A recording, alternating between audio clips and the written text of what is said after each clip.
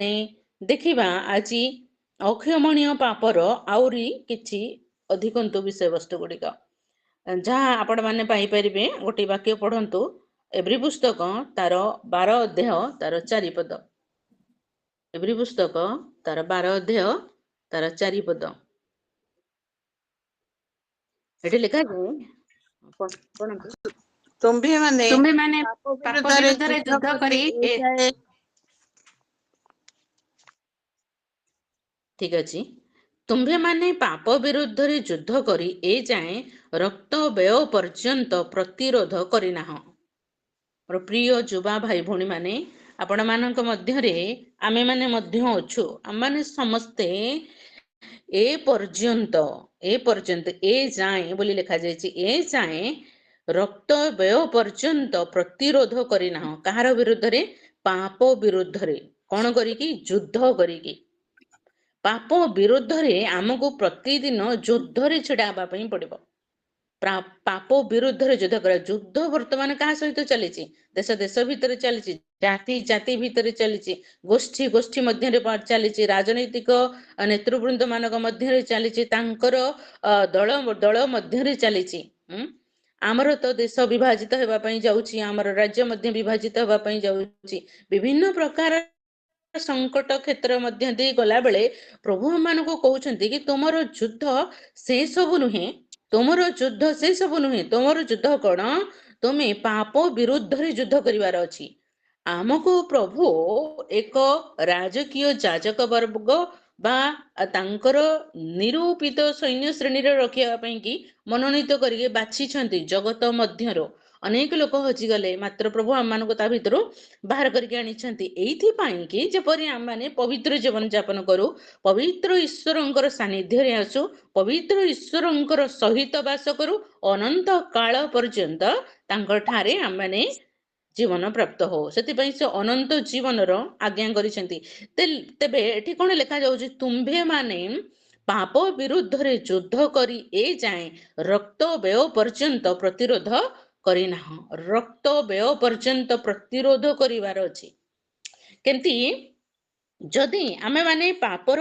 विरुद्ध रे छिड़ा ही न पारुचु ताहले आमे कोन करू पापर सम्मुख रे पड़ी जेबु आ पापर सम्मुख रे पड़िबा अर्थ आमे माने पाप करिबा ओटा पाप करिबा ओटे पाप रे आमे सहज रे पड़ी जाउचु कारण आमे तार प्रतिरोध करू ना पापर आसला पापर प्रलोभन आसला पापर सम्मुखीन हेलु पापर चिंता मन रे आसला पापर विषय गुड़िक आम चक्षुर सम्मुखें आसला पापर विषय गुड़िक सम्मुखें आम मैंने ऑटोमेटिकली जदि कौन समय आसी गलु आमको कौन कर तार विरोध करार अच्छी आज सकाळे मु गोटे न्यूज पढ़ुली सेठी लिखा जाइए आपण मैंने जानी थी पारती जड़े सैनिक को गोटे मंदिर भितर प्रवेश करने निमंते ताकू अनुमति दि जाइथिला मंदिर मध्य प्रवेश करी मंदिर सुरक्षा निमंते सैनिक मानक नियोजित करा जाउथिला ता मध्य रे जणे ख्रिस्टियन व्यक्ति थिले जे कि सैन्य श्रेणी रे कार्य करछुले से कहिले मो मंदिर मध्य रे प्रवेश करबी नाही पा मंदिर रो सुरक्षा निमंते मु मोर रक्त व्यय करबी नाही मंदिर रो सुरक्षा निमंते मु कोनोसी प्रकार परिश्रम करबी नाही पा मंदिर रो सुरक्षा निमंते मु कार्य करि परिबी नाही तार विरुद्ध रे तांकर ए डिसिजन विरुद्ध रे तांकर समस्त हायर पोस्टल थिबा लोक मानक निकट रे गला शेष रे एटा कोर्ट को गला केस कोर्ट को गला परे हमर मान्यवर सुप्रीम कोर्ट कहिसंती तांको कार्यरु निलंबन करा जाऊ बा तांकर कार्यरु बहिष्कार करा जाऊ से सैन्य हवा पई योग्य नहंती मोर कहिबार उद्देश्य ला पाप विरुद्ध रे छिड़ा हबार अछि से केते लोकंकर सामना करले केवल तांकर मेजर मानकर नुहे तांकर पार्टनर मानकर नुहे मात्र केस ऊपर केस चलला कोर्ट ऊपर कोर्ट को से सामना कले गोटी मात्र विषय कि मु मंदिर रे सुरक्षा रे जीवी नाही जेहेतु मु परमेश्वरंकर लोक पापर सम्मुख रे छिड़ा हबा बेले पाप आम सम्मुख रे आसला बेले आमको तार विरोध करिवार अछि आमको तार कोन करे लिखा जाइछि शेष पर्यंत प्रतिरोध करिवार अछि विरोध करिवार अछि जदि आमे विरोध न करिवु सहज रे पड़ी जेबु से लोकर चाकरी चली गला सत मात्र से ईश्वरंक पई छिड़ा हबा पई सक्षम हेले प्रभु आमान को अनुग्रह करंतु बुझिबा निमंते आमान को प्रभु एति पई बाछि छथि एति पई डाकि छथि एति पई समय दउचंती कि जेपरि आमे प्रभुंकर महान उद्देश्य गुडी को ଜାଣିବା ପାଇଁ ପାରୁ। ହେଲେ ଆଜି ଆମମାନେ ଦେଖିବା କେତେ ଗୁଡ଼ିଏ ଅକ୍ଷମଣୀୟ ପାପ। ଯଦି ଆମେ ମାନେ ପାପରେ ପତିତ ହେଇଯିବୁ ତାହେଲେ ପରମେଶ୍ୱର ଆମମାନଙ୍କୁ କେତୋଟି ପାପରୁ ପରିଷ୍କାର ହେବା ପାଇଁ ସୁଯୋଗ ଦେଇପାରନ୍ତି, କିନ୍ତୁ ଆଉ କେତୋଟି ପାପ ନିମନ୍ତେ ସେ ଆମମାନଙ୍କୁ କେବେ ବି କ୍ଷମା କରିବେ ନାହିଁ। ପ୍ରଥମ ବିଷୟ ଦେଖିବା, ଆମେ ମାନେ ଯଦି ଶୈତାନ ଦ୍ୱାରା ପରିଚାଳିତ ହବୁ, ଶୈତାନ ଦ୍ୱାରା ପରିଚାଳିତ ହେଲେ ପ୍ରଭୁ କେବେ ବି ଆମକୁ କ୍ଷମା କରିବେ ନାହିଁ। ଆପଣ ଗୋଟେ ବାକ୍ୟ ପଢନ୍ତୁ, ପ୍ରଥମ ବଂଶାବଳୀ ତାର 21 ଅଧ୍ୟାୟ ତାର 1 ଏବଂ 2 ପଦ। ପ୍ରଥମ ବଂଶାବଳୀ 21 ଅଧ୍ୟାୟ ତାର 1 ଏବଂ 2 ପଦ।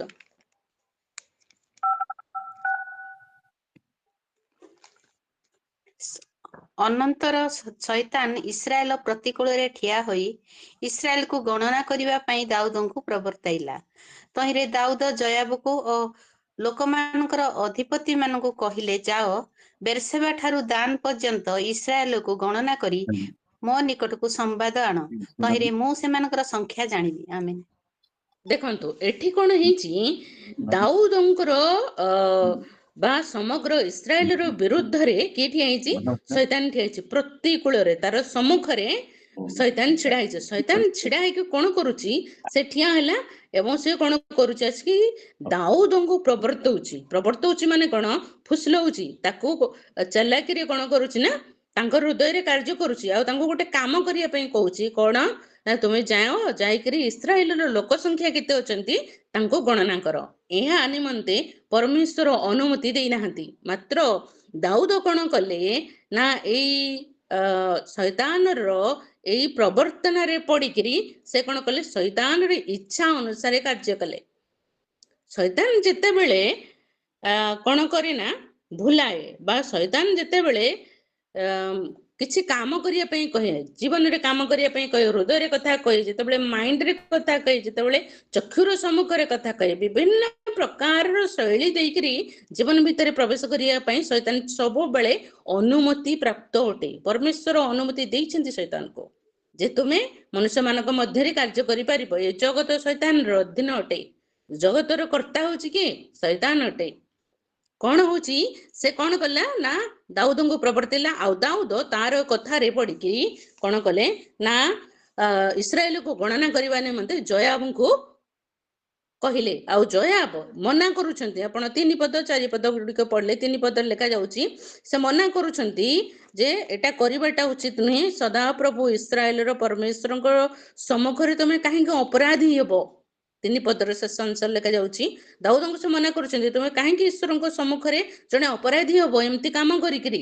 କିନ୍ତୁ ଯେହେତୁ ଶୈତାନର ପ୍ରଲୋଭନରେ ପଡିକି, ପ୍ରତାରଣାରେ ପଡିକି, ପ୍ରବର୍ତ୍ତନରେ ପଡିକି ଦାଉଦ ଶୈତାନ ଦ୍ୱାରା ପରିଚାଳିତ ହେଲେ, ସେ ନିଶ୍ଚିତରେ ଆଜ୍ଞା ଦେଲେ ଏବଂ ରାଜାଙ୍କର ଆଜ୍ଞା ଅମାନ୍ୟ ହବ ନାହିଁ। ସେଥିପାଇଁ ସେ ଜୟାବ କଣ କଲେ? ଯାଇକି ଗଣନା କଲେ। ଏହା ଈଶ୍ୱରଙ୍କ ଦୃଷ୍ଟିରେ ଅତ୍ୟନ୍ତ ଅପରାଧର ବିଷୟ ହେଲା, ପାପର ବିଷୟ ହେଲା, ଯାହା କରିବା ନିମନ୍ତେ ଈଶ୍ୱର ଅନୁମତି ଦେଇନାହାନ୍ତି। ଏଭଳି କାର୍ଯ୍ୟ ଯଦି ଶୈତାନର ଚତୁରତାରେ ପଡିକି ଆପଣ କିମ୍ବା ମୁଁ କରୁ, ତାହେଲେ ଈଶ୍ୱର କେବେ ବି କ୍ଷମା କରିବେ ନାହିଁ। ଏଠି ପରମେଶ୍ୱର ଦାଉଦଙ୍କୁ କ୍ଷମା କଲେ ନାହିଁ, କିମ୍ବା ଇସ୍ରାଏଲ ମାନଙ୍କୁ ମଧ୍ୟ ସେ କ୍ଷମା କଲେ ନାହିଁ। ଲେଖାଯାଉଛି, ଆପଣ 14 ପଦଟି ଯଦି ଦେଖିବେ, ସେ 14 ପଦରେ ଲେଖାଯାଉଛି, ତହୁଁ ସଦାପ୍ରଭୁ ଇସ୍ରାଏଲ ଉପରେ ମହାମାରୀ ପଠାଇଲେ, ତହିଁରେ ଇସ୍ରାଏଲ ମଧ୍ୟରୁ 70,000 ଲୋକ ମାରା ପଡିଲେ। 70,000 ଲୋକ ମରିଲେ। 70,000 ଲୋକଙ୍କୁ ଈଶ୍ୱର ମାରିଦେଲେ। କେମିତି? ମହାମାରୀ ଦ୍ୱାରା। ପରମେଶ୍ୱର କ୍ଷମା କଲେ ନାହିଁ।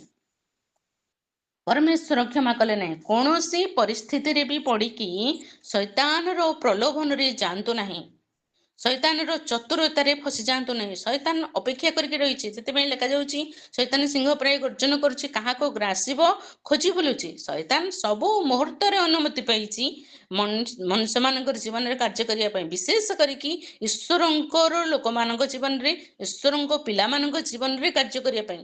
ବାକି ଲୋକମାନଙ୍କ ଜୀବନରେ କାର୍ଯ୍ୟ କରିବା ପାଇଁ ସେ ଆସିବ ନାହିଁ। କାରଣ କଣ? ସେ ଲୋକମାନେ ଅଲରେଡି ସେମାନଙ୍କର ଅଟନ୍ତି। ସେ ଲୋକମାନେ ଅଲରେଡି ଶୈତାନର ଅଟନ୍ତି। ସେ ଶୈତାନ ତାଙ୍କର ଜାଣିଛି, ସେମାନେ ମୋ ଇଚ୍ଛା ଅନୁସାରେ ଚାଲୁଛନ୍ତି। ଯୋଉମାନେ ଚାଲୁନାହାନ୍ତି ସେମାନଙ୍କୁ କେମିତି ନିଜ ଅଧୀନକୁ ଆଣିବ, ସେଥିପାଇଁ ସେ କଣ କରୁଛି? ପ୍ରଲୋଭନରେ ପକଉଛି। ଦାଉଦ ଶୈତାନର ପ୍ରଲୋଭନରେ ପଡ଼ିଗଲେ ଏବଂ ଦାଉଦ ଶୈତାନର କଥା ଅନୁସାରେ ପରିଚାଳିତ ହେଲେ। ଆମକୁ ପ୍ରଭୁ କଣ କରନ୍ତି ଆପଣ ମାନେ ଜାଣିଥିବେ ରୋମୀ ପୁସ୍ତକ ତାର 8:14 ପଦରେ ଲେଖା ଯାଉଛି ତ ମାନେ କଣ ହବ ପବିତ୍ର ଆତ୍ମାଙ୍କ ଦ୍ୱାରା ପରିଚାଳିତ ହବ। ଆତ୍ମାଙ୍କ ଦ୍ୱାରା ଯୋଉମାନେ ପରିଚାଳିତ ହୁଅନ୍ତି ସେମାନେ ଈଶ୍ୱରଙ୍କ ସନ୍ତାନ ଅଟନ୍ତି। ଈଶ୍ୱରଙ୍କ ସନ୍ତାନ ମାନେ କେମିତି ପରିଚାଳିତ ହେବେ? ଆତ୍ମାଙ୍କ ଦ୍ୱାରା ପରିଚାଳିତ ହେବେ। କିନ୍ତୁ ଏଠି ଦାଉଦ କାହା ଦ୍ୱାରା ପରିଚାଳିତ ହେଲେ? ଶୈତାନ ଦ୍ୱାରା ପରିଚାଳିତ ହେଲେ। ଶୈତାନ ଦ୍ୱାରା ପରିଚାଳିତ ହେବା ଅର୍ଥ ଈଶ୍ୱର କ୍ଷମା କରିବେ ନାହିଁ। ଏହା ଏକ ଅକ୍ଷମଣୀୟ ପାପ ଅଟେ। ମୁଁ ଏହା ଆପଣମାନଙ୍କ ସମ୍ମୁଖରେ ଏଇଥିପାଇଁ ରଖିଲି ଆପଣମାନେ ଯୁବା ଅବସ୍ଥାରେ ଥିବା ଭାଇ ଭଉଣୀ ମାନେ ଅଟନ୍ତି। ପ୍ରତି ମୁହୂର୍ତ୍ତରେ ଶୈତାନ କଣ କରିବ? ଅପେକ୍ଷା କରିକି ରହିଥିବ ଆପଣଙ୍କ ଦୁର୍ବଳତା ଗୁଡାକୁ ଜାଣିବା ପାଇଁ କି ଅପେକ୍ଷା କରିକି ରହିଥିବ ସେ କୋଉ ଜାଗାରେ ଆପଣଙ୍କୁ ଫାଶରେ ପକେଇବ, ଫାନ୍ଦରେ ପକେଇବ, ଧରିବ, ପାପରେ ପକେଇବ। ଅପେକ୍ଷା କରିକି ସେ ରହିଥିବ। ଆପଣ ମାନେ ତାର ଫାନ୍ଦରୁ ଯେପରି ଦୂରକୁ ଯିବେ ସେଥି ନିମନ୍ତେ ସଦାସର୍ବଦା ପବିତ୍ର ଆତ୍ମାଙ୍କ ଠାରେ ଆଶ୍ରୟ ନିଅନ୍ତୁ, ତାଙ୍କ ଠାରେ ସମର୍ପିତ ହୁଅନ୍ତୁ। ପ୍ରଭୁ ଆପଣ ସମସ୍ତଙ୍କୁ ଆଶୀର୍ବାଦ କରନ୍ତୁ। ଆମମାନେ ଦ୍ୱିତୀୟ ବିଷୟ ଦେଖିବା ପାଇଁ ଯିବା ପ୍ରଥମ କରନ୍ଥୀୟ ତାର 11:28-30 ପଦ ମଧ୍ୟରେ। ପ୍ରଥମ କରନ୍ଥୀୟ 11 ତାର 28-30 ପଦ। କିନ୍ତୁ ମନୁଷ୍ୟ ଆପଣଙ୍କୁ ପରୀକ୍ଷା କରୁ, ଆଉ ସେହିପରି ଭାବେ ଏହି ରୋଟି ଭୋଜନ କରୁ ଓ ଏହି ପାତ୍ରରୁ ପାନ କରୁ। କାରଣ ଯେ ପ୍ରଭୁଙ୍କର ଶରୀରକୁ ବିଶେଷ ନ ମଣି ଭୋଜନ କରେ ଓ ପାନ କରେ, ସେ ଆପଣା ଦଣ୍ଡ ନିମନ୍ତେ ଭୋଜନ କରେ ଓ ପାନ କରେ। ଏହି ହେତୁ ତୁମ୍ଭେମାନଙ୍କ ମଧ୍ୟରେ ଅନେକ ଦୁର୍ବଳ ଓ ପୀଡ଼ିତ, ପୁଣି ଅନେକ ମହାନିଦ୍ରା ପ୍ରାପ୍ତ ଅଟନ୍ତି। ଆମେନ୍। 32 ପଦ ଟିକେ ପଢନ୍ତୁ। ଆଉ ଜଗତ ସହିତ ଯେପରି ଦଣ୍ଡାଜ୍ଞା ପ୍ରାପ୍ତ ନ ହେଉ, ଏଥି ନିମନ୍ତେ ପ୍ରଭୁଙ୍କ ଦ୍ୱାରା ବିଚାରିତ ହୋଇ ଆମ୍ଭେମାନେ ଶାସ୍ତି ଭୋଗ କରୁଅଛୁ। ଆମେନ୍।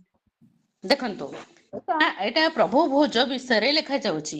ଦ୍ୱିତୀୟ ବିଷୟ ହେଲା ପ୍ରଭୁ ଭୋଜ। ଏଠି ପ୍ରଭୁ ଭୋଜ ବିଷୟରେ ଲେଖାଯାଉଛି। ପ୍ରଥମ କରନ୍ଥୀୟ 11 ପ୍ରଭୁ ଭୋଜ ବିଷୟରେ ଲେଖାଯାଉଛି। ଆପଣ ମାନଙ୍କର ମଣ୍ଡଳୀରେ ପ୍ରଭୁ ଭୋଜ ଦିଆଯାଉଥିବ। କେମିତି କଣ ସିଷ୍ଟମ ମୁଁ ଜାଣିନି, ମାତ୍ର ପ୍ରଭୁ ଭୋଜ ଏକ ବହୁତ ଗୁରୁତ୍ୱପୂର୍ଣ୍ଣ ବିଷୟ ଅଟେ, ଯାହା ଖ୍ରୀଷ୍ଟୀୟ ସମ୍ପ୍ରଦାୟ ପାଇଁ ବା ଖ୍ରୀଷ୍ଟୀୟଙ୍କର ଅଧୀନରେ ଥିବା ଲୋକମାନଙ୍କ ନିମନ୍ତେ ପବିତ୍ର ଭୋଜ। ଏଇଟା ଏକ ପବିତ୍ର ଭୋଜ। ମାତ୍ର ପ୍ରଭୁ ଭୋଜକୁ ଲୋକମାନେ କେମିତି ହେୟ ଜ୍ଞାନ ଭାବରେ ନିଅନ୍ତି, ଅବହେଳାର ସହିତ ନିଅନ୍ତି, ଏତେ ଗୁରୁତ୍ୱ ଦିଅନ୍ତି ନାହିଁ। ଆଉ କେବଳ ଖାଇବା ପାଇଁ ପିଇବା ପାଇଁ ମିଳୁଛି, ଗୋଟେ ପ୍ରାର୍ଥନା କରିଦେଲେ, ଖାଇଦେଲେ, ପିଇଦେଲେ, ସରିଗଲା, ସେମିତି ଟାଇପର ନ ନିଅନ୍ତୁ। ଏଠି କଣ ଲେଖାଯାଉଛି 28 ପଦରେ? କିନ୍ତୁ ମନୁଷ୍ୟ ଆପଣଙ୍କୁ ପରୀକ୍ଷା କରୁ, ଆଉ ସେହିପରି ଭାବେ ଏହି ରୋଟି ଭୋଜନ କରୁ ଓ ଏହି ପାତ୍ରରୁ ପାନ କରୁ। କାରଣ କଣ? କାରଣ ମୁଁ ଗତ ଥର କହୁଥିଲି କୌଣସି ବିଷୟ ଅକାରଣରେ ଲେଖାଯାଇନି। ପ୍ରତିଟି ବିଷୟରେ କାରଣ ଅଛି। କାରଣ ଲେଖା ଯିବା ଜାଗାରେ ଆପଣ ଟିକେ ବ୍ରେକ୍ ଦେଇକି ତାକୁ ଚିନ୍ତା କରନ୍ତୁ। କାରଣ ଯେ ପ୍ରଭୁଙ୍କ ଶରୀରକୁ ବିଶେଷ ନ ମଣି ଭୋଜନ କରେ, ପ୍ରଭୁଙ୍କ ଶରୀରକୁ ବିଶେଷ ନ ମଣି ଭୋଜନ କରେ ଓ ପାନ କରେ, ସେ ଆପଣା ଦଣ୍ଡ ନିମନ୍ତେ ଭୋଜନ କରେ ଓ ପାନ କରେ। ପ୍ରଭୁ ଭୋଜର ଅଂଶୀ ଯେତେବେଳେ ଆମମାନେ ହଉଛୁ, ସେତେବେଳେ ଆମମାନଙ୍କୁ ଜାଣି ରଖିବାର ଉଚିତ କି ଏଇ ପ୍ରଭୁ ଭୋଜ କାହିଁକି ଦିଆଯାଉଛି। ଏଇ ପ୍ରଭୁ ଭୋଜ ଏକ ବିଶେଷ ଭୋଜ ଅଟେ। ଏଇ ପ୍ରଭୁ ଭୋଜ ଏକ ବିଶେଷ ସେବା କାର୍ଯ୍ୟର ବିଷୟ ଅଟେ। ଏଇ ପ୍ରଭୁ ଭୋଜ ଯୀଶୁଖ୍ରୀଷ୍ଟଙ୍କର ଶରୀର ଏବଂ ରକ୍ତକୁ ସ୍ମରଣ କରିବା ଉଦ୍ଦେଶ୍ୟରେ କରାଯାଏ ଏବଂ ଏହା ଏକ ପବିତ୍ର ଭୋଜ ଅଟେ। ପବିତ୍ରତାର ସହିତ ଆକୁ ଗ୍ରହଣ କରିବାର ଅଛି। ବହୁତ ପାପ କ୍ଷମା ମାଗିବାର ଅଛି, ଆଉ ଅନୁତାପର ସହିତ ପ୍ରଭୁଙ୍କ ନିକଟରେ ଆସିବାର ଅଛି। ତାପରେ ଆପଣ ଏଇ ପ୍ରଭୁ ଭୋଜର ଅଂଶୀ ହେଇପାରେ। ଲେଖାଯାଉଛି ଆପଣଙ୍କୁ ପରୀକ୍ଷା କରୁ। ଦେଖନ୍ତୁ, ପୂର୍ବ ପ୍ରଭୁ ଭୋଜ ଠାରୁ ବର୍ତ୍ତମାନର ପ୍ରଭୁ ଭୋଜ ବିଷୟରେ ଆପଣ ଟିକେ ଚିନ୍ତା କରନ୍ତୁ। ଆପଣ ଜୀବନକୁ ଟିକେ ଦେଖନ୍ତୁ, ତାହା ଅନୁସାରେ ଆପଣ ଏଇ ଭୋଜର ଅଂଶୀ ହୁଅନ୍ତୁ। ଯଦି କୌଣସି ପାପ ଅଛି ତାହେଲେ ଆପଣ ନିଜ ବିଷୟରେ ନିଜକୁ ବିଚାରରେ ଆଣନ୍ତୁ ଏବଂ ସେଇ ପାପରୁ ରକ୍ଷା ପାଇବା ପାଇଁ କ୍ଷମା ମାଗନ୍ତୁ। କ୍ଷମା ପାଇବା ପରେ ଆପଣ ଏଇ ଭୋଜର ଅଂଶୀ ହୁଅନ୍ତୁ। ଲେଖାଯାଉଛି କଣ? ପାନ କରେ, ସେ ଆପଣା ଦଣ୍ଡ ନିମନ୍ତେ ଭୋଜନ କରେ ଓ ପାନ କରେ। ଯଦି କୌଣସି ଲୋକ ଏହାକୁ ବିଶେଷ ନ ମଣି ଦଉଛନ୍ତି, ଖାଇଦେବା, ବସିଛୁ ତ ରହିଛୁ, ବାପ୍ତିସ୍ମ ନେଇଛୁ, ମଣ୍ଡଳୀର ଅଂଶୀ ହେଇଛୁ, ମଣ୍ଡଳୀରେ ସମସ୍ତେ ନେଉଛନ୍ତି ଇତ୍ୟାଦି ଅନେକ ବିଷୟ ଗୁଡିକ ଭାବିକି ସେ ଯଦି ତାହାର ଅଂଶୀ ହେଲେ, ତାହେଲେ ସେ କଣ କରିବେ? ଆପଣା ଦଣ୍ଡ ନିମନ୍ତେ ତାହା ଭୋଜନ କରେ ଓ ପାନ କରେ। ଏଥିରେ କ୍ଷମା ମିଳିବ ନାହିଁ, କାରଣ ଏ ଭୋଜ ଏକ ସ୍ୱତନ୍ତ୍ର ଭୋଜ ଅଟେ। ଏହା ଏକ ଅତି ପବିତ୍ର ବିଷୟ ଅଟେ।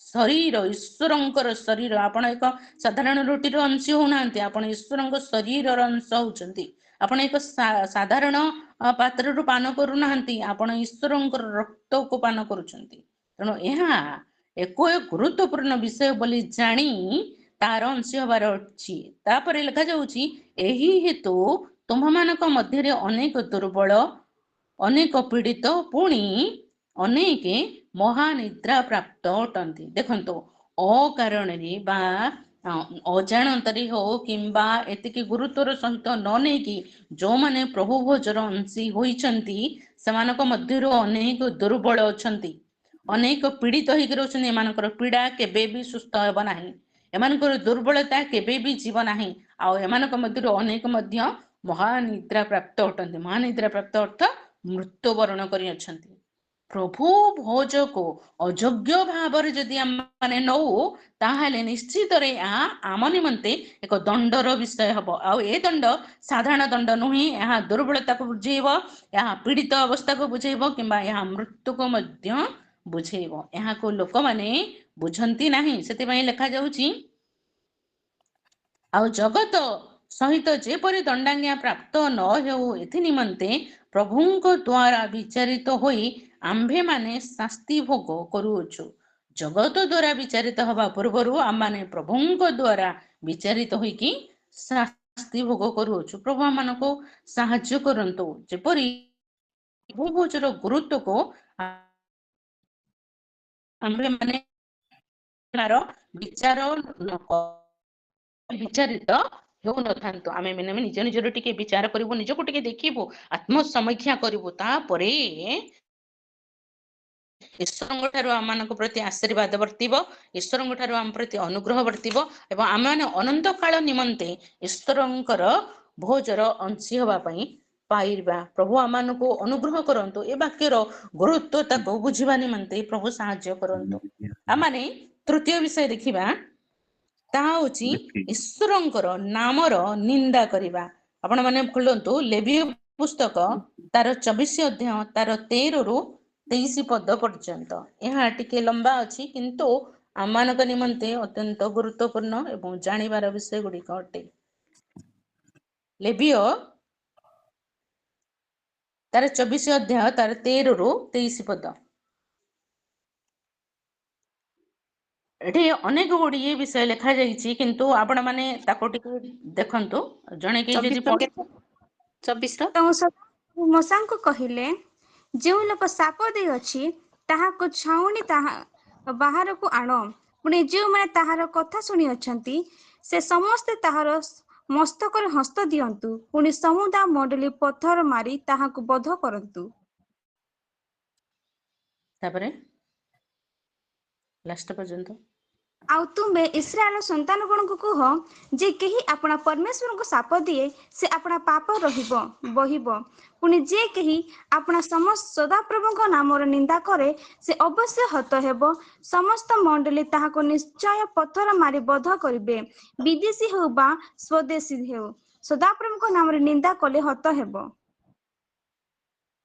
देखंतु तळु तळु टी पढंतु समस्त सुनुचंती 23 पद पर्यंत पढंतु आउ जे कही कौनसी मनुष्य को प्राणांतक आघात करे से निश्चय हत हेबो पुणी जे कही कौनसी पशु को प्राणांतक आघात करे से तहिरे परिशोध नेबो प्राण परिशोध रे प्राण आउ कौनसी मनुष्य जेबे अपना प्रतिवासी शरीर रे खूण करे तेबे से जे परि करी अछि से परि ताहा प्रति करा जिवो क्षति परिशोध रे क्षत चक्षु परिशोध रे चक्षु दंत परिशोध रे दंत मनुष्य देहर जे परि खूण करी अछि ताहा प्रति सही प्रकार करा जिवो जे जन पशुवध करे से तहिरे परिशोध देबो पुणी जे जन नरहत्या करे से हत हेबो विदेशी हेउ कि स्वदेशी हेउ से मानक निमंते तुम मानकर एक प्रकार अव्यवस्था हेबो कारण आम्बे सदा प्रभु तुम मानकर परमेश्वर अटु तो मोसा इस्राएल संतान गण को कहते जे लोक साप देथिला ताहाको से माने छाउणीर बाहर को आनी पत्थर मारी बध कले मोसांक प्रति सदा प्रभु को आज्ञा अनुसार इस्राएल संतान गण को कर्म कले आमेन ଦେଖନ୍ତୁ କେତେ ଗୁଡିଏ ଗୁରୁତ୍ୱପୂର୍ଣ୍ଣ ବିଷୟ ଗୁଡିକ ଲେଖାଯାଇଛି। ସଦାପ୍ରଭୁଙ୍କର ନାମକୁ ଶାପ ଦେବା ବା ଅଭିଶାପ ଦେବା, ସଦାପ୍ରଭୁଙ୍କୁ ଅଭିଶାପ ଦେବା ଏକ ସାଧାରଣ ବିଷୟ ନୁହେଁ, କିନ୍ତୁ ମନୁଷ୍ୟମାନେ ଏହା କରୁଛନ୍ତି।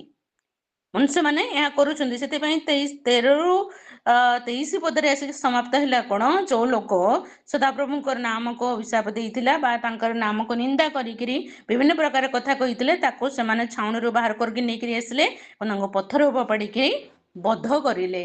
ଆପଣ ମାନେ ଯେତେବେଳେ 15ରୁ 22 ପର୍ଯ୍ୟନ୍ତ ପଢୁଥିଲେ, ଦେଖନ୍ତୁ ଆ ଭିତରେ ଅନେକ ଗୁଡିଏ ବ୍ୟବସ୍ଥା ଦିଆଯାଇଛି। ବ୍ୟବସ୍ଥା ଏହା ଦିଆଗଲା, ଯଦି କୌଣସି ଲୋକକୁ ଆଘାତ କରେ, ଖୁଣ କରେ ବା କ୍ଷତ କରେ ବା କିମ୍ବା ମାରେ, ଯାହା କିଛି କରେ, ଲେଖାଛି ଦନ୍ତର ପରିଶୋଧରେ ଦନ୍ତ ଏବଂ ଚକ୍ଷୁର ପରିଶୋଧରେ ଚକ୍ଷୁ। ଯଦି କାହାର କେହି କ୍ଷତ କରିଛି, ସମାନ କ୍ଷତ ଅପର ପକ୍ଷର ଲୋକମାନଙ୍କ ଦେହରେ କରାଯିବ। ଯଦି ଆର କେହି ଚକ୍ଷୁ ଉପାଡ଼ି ଦେଇଛି, ତାହେଲେ ଉପାଡ଼ି ଦେଇଥିବା ଲୋକର ଚକ୍ଷୁକୁ ମଧ୍ୟ ଉପାଡ଼ି ଦିଆଯିବ। କ୍ଷମା ନାହିଁ, କ୍ଷମା ନାହିଁ। ଏଇ ବିଷୟଟିକୁ ଉଦ୍ଧାର କରିକି ପ୍ରଭୁ ଯୀଶୁଖ୍ରୀଷ୍ଟ, ଆପଣ ମାନେ ଦେଖିପାରିବେ ମାଥ୍ୟୁ ଲିଖିତ ସୁସମାଚାର 5ର ତାର 38 ପଦରେ ଲେଖାଯାଉଛି, ପ୍ରଭୁ ଯୀଶୁଖ୍ରୀଷ୍ଟ ଏଇ ବିଷୟଟିକୁ ଉଦ୍ଧାର କରିକି କହୁଛନ୍ତି ଯେ ଦନ୍ତର ପରିବର୍ତ୍ତରେ ଦନ୍ତ, ଚକ୍ଷୁର ପରିବର୍ତ୍ତରେ ଚକ୍ଷୁ ବୋଲି ଯାହା କୁହାଯାଇଛି ତାହା ପୁରାତନ ନିୟମରେ ଥିଲା, କିନ୍ତୁ ନୂତନ ନିୟମକୁ ଆସିଲା ବେଳେ ପ୍ରଭୁ ଯୀଶୁଖ୍ରୀଷ୍ଟ କଣ କରୁଛନ୍ତି, ସେଥି ନିମନ୍ତେ ସେ କହୁଛନ୍ତି ଏଟାକୁ ସହ୍ୟ କର, ମାତ୍ର ତାକୁ କ୍ଷମା କରିଦେବା ନିମନ୍ତେ କହୁଛନ୍ତି। ହେଲେ ପୁରାତନ ନିୟମର ବ୍ୟବସ୍ଥାରେ ପରମେଶ୍ୱର କ୍ଷମା ଦେଇନାହାନ୍ତି।